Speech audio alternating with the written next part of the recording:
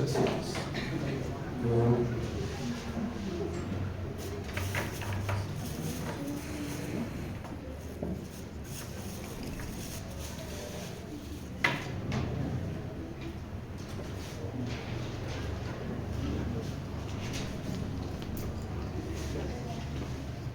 Muy bien.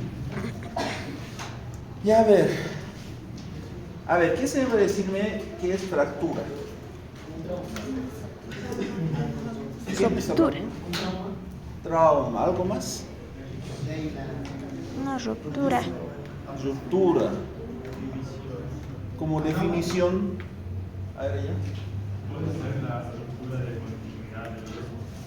ya, entonces ahí lo que es una solución de discontinuidad, ¿no? Ahora, muy bien, importante es conocer la definición como tal, ¿no? Ahora, importante, ¿qué va a provocar la solución de discontinuidad como tal? Una fuerza la cual va a vencer lo que es un tejido como el hueso. Muy bien, entonces, ¿qué tipo de fuerza podría vencer la resistencia del tejido del hueso? ¿Un golpe de puño? Ah, ya, es un atropello de auto, ya a gran velocidad, sí, puede provocar una caída de altura, muy bien, luego, ¿qué? Un palo. Depende del tipo de fuerza y la contundencia que pueda tener el palo, ¿no? No es un palito de caña hueca a un palo macizo de un bate de béisbol, ¿no? Palazo. Ya. Entonces, es bueno saber que el tipo de fuerza que vamos a tener en el cuerpo humano son dos, directa e indirecta. Directa, o sea, una fuerza la cual ha impactado, como dice, directamente sobre el hueso. Indirectamente, una fuerza que viaja por el cuerpo de un punto A un punto B, el cual está provocando en el punto B una fractura, ¿no? Indirecta, viaja la fuerza. Entonces, ¿qué tipo de fuerzas tenemos? Tenemos varias. La primera corresponde a una fuerza de tensión, ¿sí? Tensión. La fuerza de tensión va a provocar una fractura transversal. Una fuerza de rotación provoca una fractura espiral. La de compresión, una oblicua, angulación transversal. Y cuando hay combinación de fuerzas, que sería, por ejemplo, una angulación, una rotación, pero compresión, me causa ¿qué? Fractura transversal y luego una oblicua.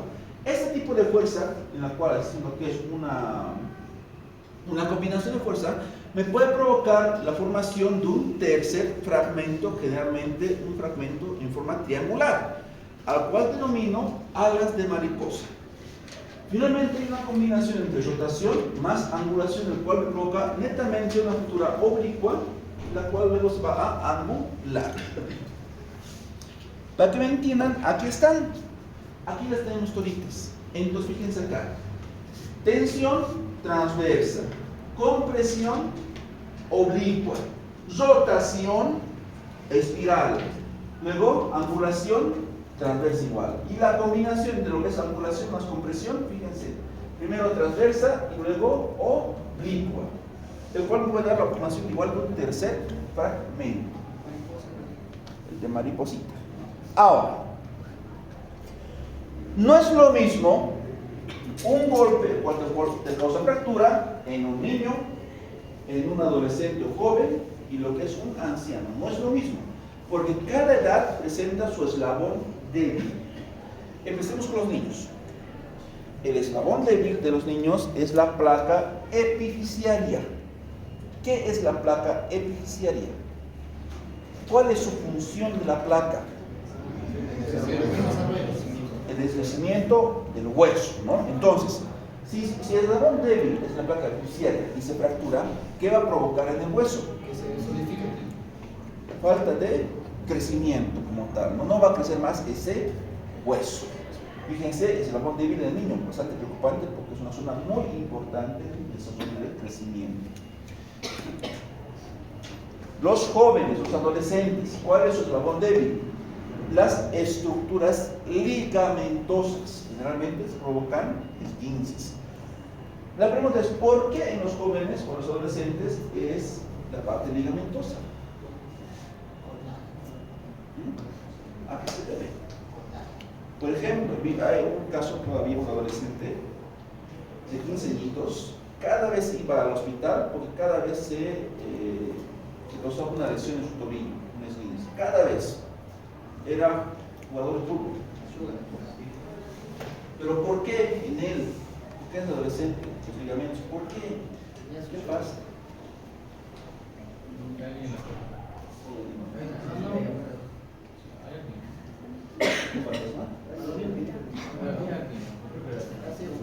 ¿Por qué, chicos, el ligamento? ¿Qué pasa? ¿Qué pasa en la adolescencia? Estaba escuchando. Ya está mal, ¿no? Pero también a los dos saben salir metido. Está bien, drogas ya. Ya, a ver, chicos, ¿por qué? ¿Qué pasa en la adolescencia? Algo que pasa, ha pasado en toditos. ¿Qué? Claro, hay lo que es un factor hormonal, pero no exactamente qué sería. ¿Qué pasa entonces? ¿Cómo? No. Nada.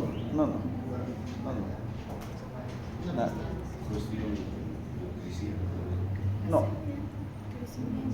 ¿Qué pasa en el crecimiento? Crece. Ya, crece. Pero ¿dónde es el pico máximo de crecimiento? Es en la adolescencia. El crecimiento pico de las personas es en la adolescencia. Pónganse el día, están así medio petizos y al día siguiente están todos vestidos como jirafas. Entonces, todo crece excepto, ahí viene el excepto, los ligamentos. Los ligamentos no pueden seguir el mismo ritmo de crecimiento que los huesos. ¿Qué pasa con los ligamentos? Se estiran. Y al estirarse, ¿qué pasa? Se adelgazan. Entonces son propensos a lesionarse. Por eso el dolor débil es en los adolescentes y jóvenes, ¿no? Por eso es. Y finalmente los ancianitos.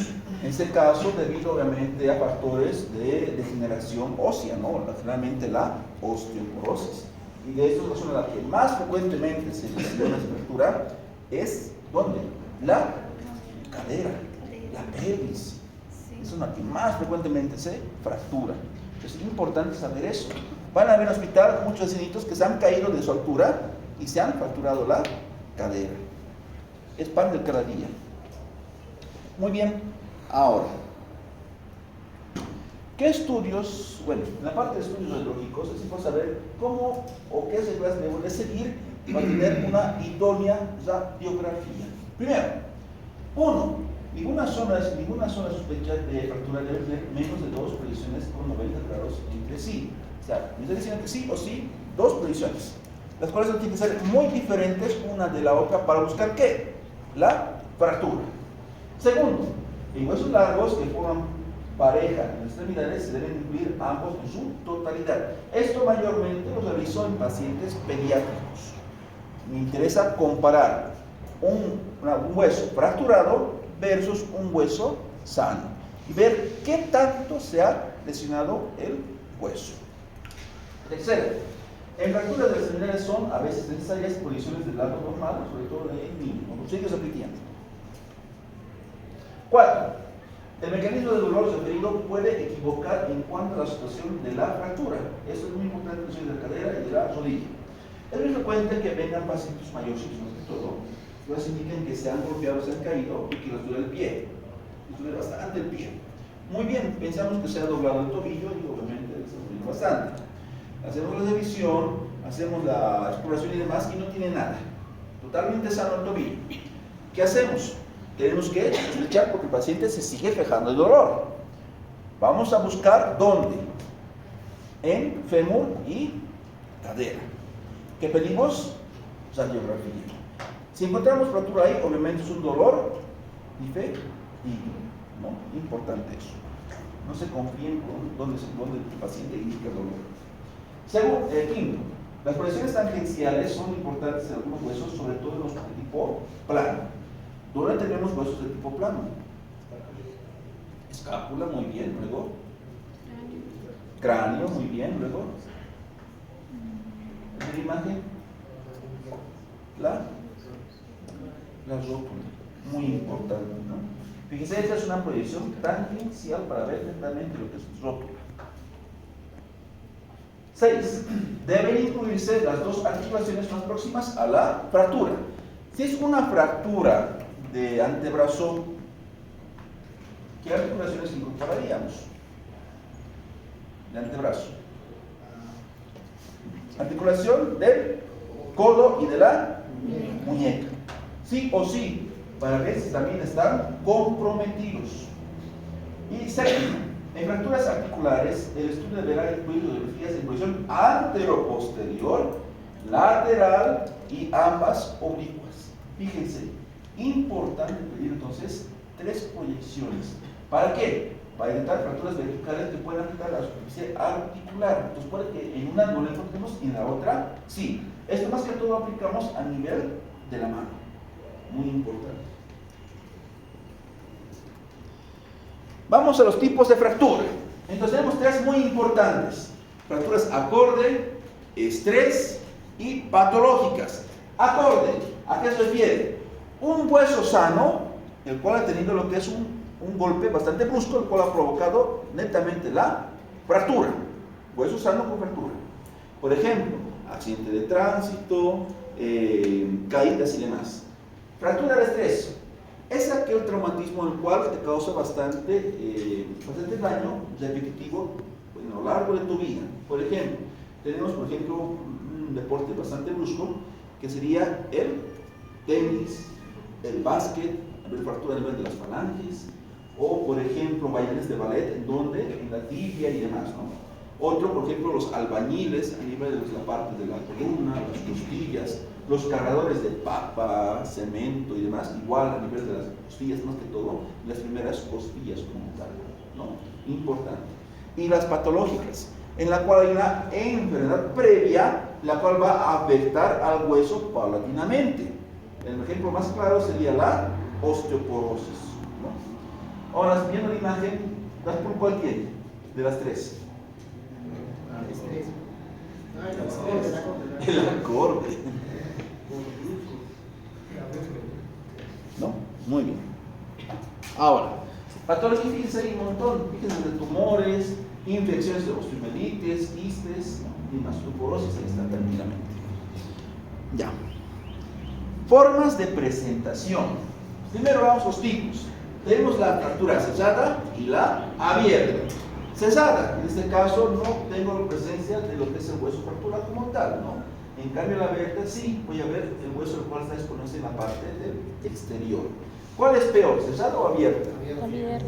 La abierta, ¿por qué? Porque es más propenso a infecciones. ¿Qué voy a hacer acá? Para evitar la infección y obviamente evitar la necrosis. Colocar un paño húmedo, primeros auxilios, un paño húmedo, porque tiene que mantener hidratado ese hueso expuesto, ¿no? Porque el medio externo, ¿cómo es? Seco, entonces el hueso se va a necrosar inmediatamente. Fractura incompleta, en este caso la fractura como tal no ha pasado por todo el hueso como tal, el cual generalmente lo encontramos en los niños. Típicamente lo conocemos como la fractura en tallo verde. ¿Sí? Si quieren hacer la prueba, yo les busco un tallito verde, por ejemplo, de molle, lo que sea, traten de partirlo y van a ver que no van a poder completamente, ¿no? Importante eso. La fractura cominuta, cuando más de 2 fragmentos han sido, más de 2 fragmentos fracturados. En este caso, uno muy típico es la alas de mariposa. Fíjense acá. 1, 2, 3. Entonces sería una cominuta. Esta es alas de mariposa. Tenemos la fractura segmentaria, en el cual un segmento el cual se separa del resto de los huesos. Fíjense cómo se está separando. Se pega todavía, fíjense. Se está netamente separando. Fracturas en T o en Y. En este caso es una linda clasificación por Peter y Mechen.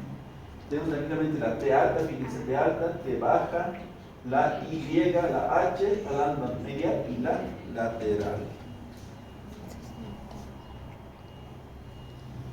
Fracturas con impactación. En el caso directamente hay un hueso el cual directamente se introduce sobre otro.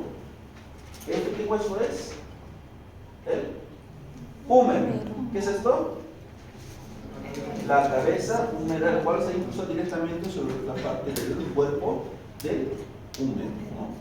Fíjense acá, tenemos otro. ¿Cómo se está incrustando? Tanto en la parte antero-posterior como vista axialmente, ¿no? Y aquí está cómo está directamente encajado la cabeza del húmero. Fracturas de abulsión. Un fragmento óseo el cual es jalado o desgarrado, por así decirlo, por un tendón o un músculo. Esto generalmente sucede a nivel de la articulación de la rodilla, ¿no? Fíjense acá, está jalando el tendón rotuliano y un pedazo de tibia, ¿no? Tranquilamente, ¿no? Ya lo van a operar acá. Fíjense acá cómo hace parar hasta la parte de la rótula, un pedazo del hueso. Igual. Fíjense aquí. ¿Qué ha desgarrado? ¿Qué ha destrozado? ¿Qué hueso es? Muy bien, calcáneo. ¿Y acá? ¿Qué parte es? ¿Qué hueso sería? ¿Qué hemos visto ya? ¿Cuál? ¿Qué hueso es? Es parte de esto. ¿Qué es?